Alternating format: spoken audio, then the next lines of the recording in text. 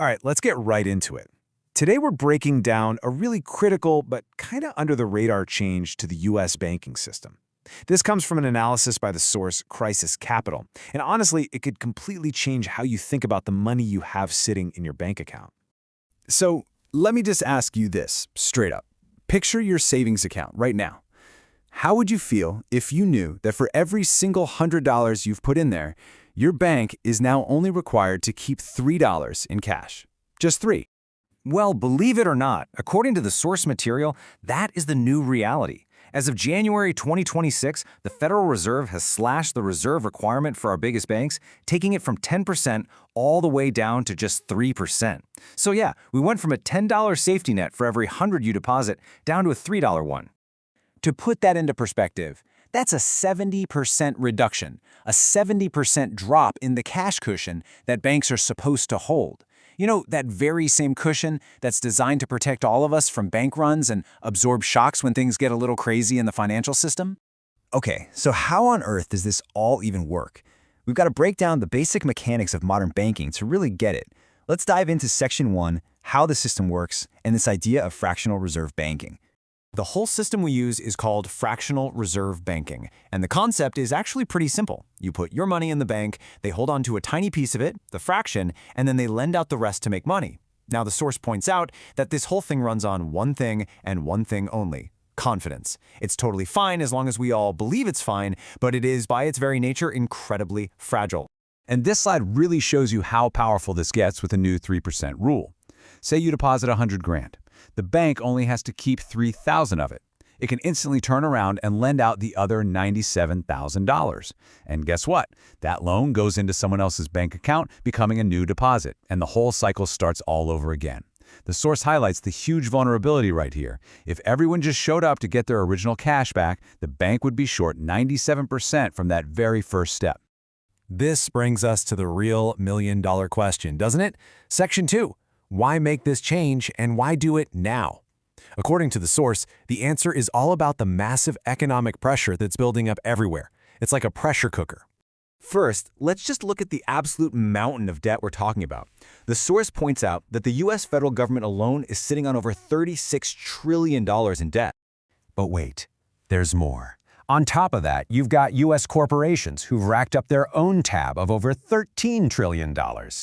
And to top it all off, we've got U.S. households carrying almost $18 trillion in debt. The source argues we are sitting on the biggest, most leveraged pile of debt in all of human history, and all of it has to be paid back with much, much higher interest rates. And here is where the source really connects all the dots. The argument is that the Fed is basically stuck between a rock and a hard place. They can't just cut interest rates to make all that debt cheaper because they're still worried about inflation. So, as the quote says, they're doing something sneakier. They're using this backdoor method of lowering reserve requirements to pump money into the system without having to announce an official rate cut.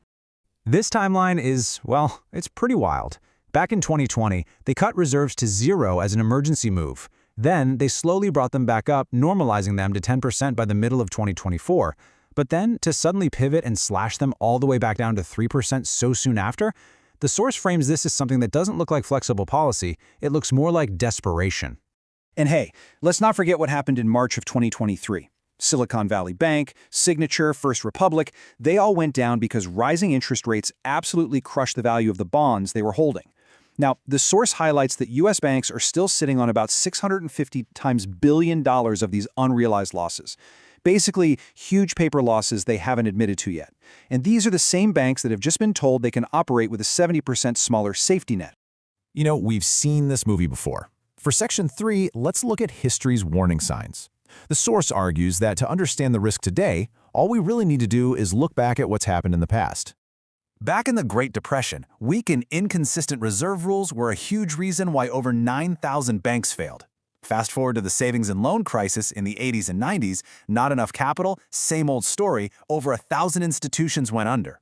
The lesson from both of these devastating crises was crystal clear: you need strong capital and reserve buffers to keep the system stable. The big concern now is that we're choosing to forget those lessons. So let's be really clear about the crucial point here. This isn't just some abstract theoretical risk. The source is arguing that the setup we have right now Banks holding massive interest rate risk while operating with paper-thin reserves is a mirror image of the conditions that led to some of the worst financial crises in history. Okay, so if that's the diagnosis, what's the prescription? In our final section, let's look at what the source suggests for how to position yourself for this kind of risk. The source lays out three main strategies. First is physical gold and silver that you hold yourself, completely outside of the banking system.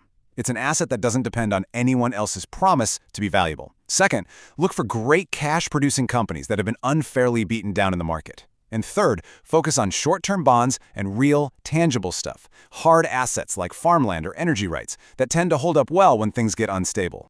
And on a more personal, practical level, 4 direct actions are put forward. First, just check your exposure. Make sure your cash is spread across different banks so you stay under the FDIC insurance limits. Second, build up that insurance position with physical metals. Third, cut back on long-term bonds since they're the most vulnerable to rate changes. And finally, for those with more to protect, think about diversifying across different legal structures or even different countries to avoid having all your eggs in one basket. And all of this brings us to the final, powerful question the analysis leaves us with. After this fundamental change to the banking rules, is the money in your bank account really a safe deposit just waiting for you? Or is it now leveraged capital being risked in a system with a much, much thinner safety net than we've had before? It's a pretty profound question about risk and one that's definitely worth thinking about.